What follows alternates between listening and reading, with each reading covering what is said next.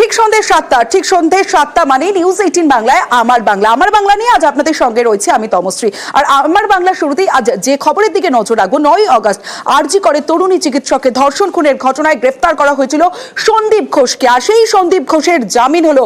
আরজি কর ধর্ষণ খুনের মামলা টালা থানার প্রাক্তন ওসি অভিজিৎ মণ্ডলেরও জামিন। শিয়ালদা আদালতে জামিন। সন্দীপ অভিজিতের বিরুদ্ধে চার্জশিট দিতে পারেনি সিবিআই।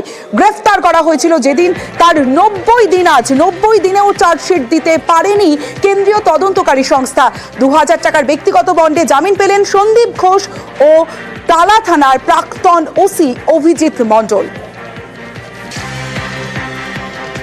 আমরা খুব হতাশ যে সিবিআই তাদের 90 দিনের মধ্যেও তাদের মানে চার্জশিট আনতে পারলো না, তাই জামিন হয়ে গেল।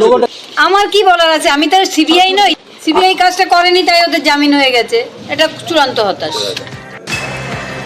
আরজি করে তরুণী চিকিৎসককে ধর্ষণ খুনের মামলায় জামিন পেয়েছেন সন্দীপ ঘোষ, কিন্তু জামিন পেলেও এখনই জেল মুক্তি নয়, কারণ আর্থিক দুর্নীতি মামলা থাকায় এখনো জেলেই থাকতে হবে সন্দীপ ঘোষকে। আর জেল মুক্তি অভিজিৎ মণ্ডল, কারণ শিয়ালদা কোর্ট থেকে মুক্ত টালা থানার প্রাক্তন ওসি অভিজিৎ মণ্ডল। আজই আরজি করে ধর্ষণ খুন মামলায় জামিন পান তিনি। টালা থানার প্রাক্তন ওসিকে জামিন শিয়ালদা কোর্টে।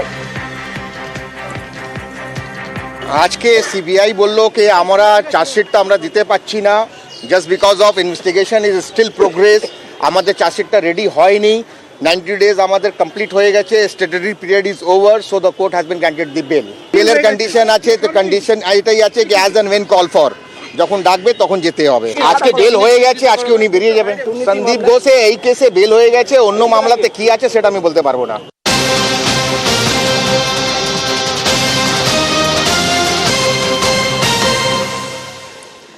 90 দিনেও চার্জশিট দিতে পারেনি সিবিআই, আর এই ব্যর্থতার দায় নিতে হবে সিবিআইকে, জানিয়েছেন জুনিয়র চিকিৎসক অনিকেত মাহাতো। এবং শুধু তাই নয়, চড়া সুর অনিকেত মাহাতো নাগরিক সমাজকে বৃহত্তর আন্দোলনের ডাক দেওয়ার আহ্বান জানিয়েছেন অনিকেত মাহাতো।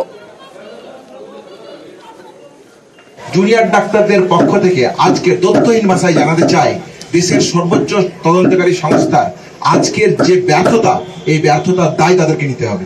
কেন তারা এভিডেন্স টেম্পারিং, ডিপ কনস্পিরেসির জন্য রেপ এন্ড মার্ডার মামলায় তারা কেন সাপ্লিমেন্টারি চার্জশিট দিতে পারলো না 90 দিনের মাথায়? দেশের সর্বোচ্চ আদালত যার মনিটরিং এ এই তদন্ত চলছে, তার যে অবস্থান, তার যে কন্ট্রিবিউশন, সেই কন্ট্রিবিউশনের উপর প্রশ্ন আসে না? তাহলে রাজ্য প্রশাসন, কেন্দ্রীয় প্রশাসন, সিবিআই, দেশের সুপ্রিম কোর্ট রেপ এবং মার্ডারের মতন জঘন্য ঘটনাকে যে সহমর্মিতা, সহবেদনার দেখানোর প্রয়োজন ছিল, সেই প্রয়োজন কোথায়? স্বাস্থ্য দুর্নীতিতে যারা অভিযুক্ত তারা এই রাজ্যের প্রশাসনের ঘুরে বেড়াবে, এই রাজ্যটা তাদের কাছে যাচ্ছে। আমি আহ্বান রাখছি নাগরিক সমাজ, তাদের এই আন্দোলন যদি ন্যূনতম মানবিকতা তাদেরকে দিয়ে থাকে, তাহলে বৃহত্তর আন্দোলনের ডাক দিন।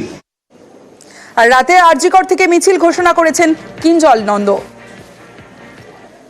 আমরা দেখতে পাচ্ছি অন্যায়কে প্রশ্রয় দেওয়াটা এখন খুব স্বাভাবিক একটা প্রবণতায় পরিণত হয়েছে।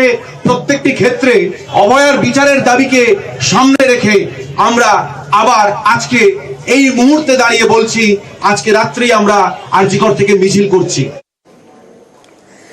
সিবিআই তদন্ত, আর সেই সিবিআই তদন্তে কটাক্ষ কুণাল ঘোষের, পাশাপাশি বিজেপি রাজ্য সভাপতি সুকান্ত মজুমদার। সিবিআই তদন্তভার নেওয়ার আগেই তথ্য প্রমাণ নষ্ট পুলিশের, তোপ সুকান্ত। ডাক্তারদের নিজেদের মধ্যে একটা গোষ্ঠী লড়াই আর সরকার বিরোধী কিছু লোকের লাফালাফি, সুতরাং সিবিআই চার্জশিট দিতে পারেনি। সিবিআই ধর্ষণ এবং খুনের সঙ্গে আজকে যাদের জামিন হয়েছে তাদের যোগাযোগটা এস্টাবলিশ করতে পারেনি। ফলে যারা গল্প খাইয়েছেন তাদের ইচ্ছা মতো তারা যাদের শত্রু মনে করছেন, তাদের যাদের ঠিক করে দিতে হবে, তাদের নামে দিতে হবে, এটা তো আইনে চলবে না। খুন এবং ধর্ষণের যে মামলা, সেই ধর্ষণের মামলায় তারা জামিন পেয়েছে। সেই মামলা 5 দিন পশ্চিমবঙ্গ পুলিশের হাতে ছিল, এবং আমি প্রথম থেকে বলে এসেছি যে খুন ধর্ষণের মামলায় সিবিআই আদৌ কিছু খুঁজে পাবে কিনা সন্দেহ আছে। তার কারণ 5 দিন ধরে পশ্চিমবঙ্গ পুলিশ যে তাণ্ডব নৃত্য করেছে সেই জায়গায়, সেই অকারেন্সে, প্লেস অফ অকারেন্স যাকে বলি, সেখানে যে তাণ্ডব নৃত্য করেছে, তারপর ওখানে কোনো তথ্য প্রমাণ পাওয়া আর মুশকিল আছে। তো যদি 5 দিন ধরে এই তাণ্ডব নৃত্য চলে, সেখান থেকে সিবিআই আর কি খুঁজে পাবে? পাবে না কিছু। আমার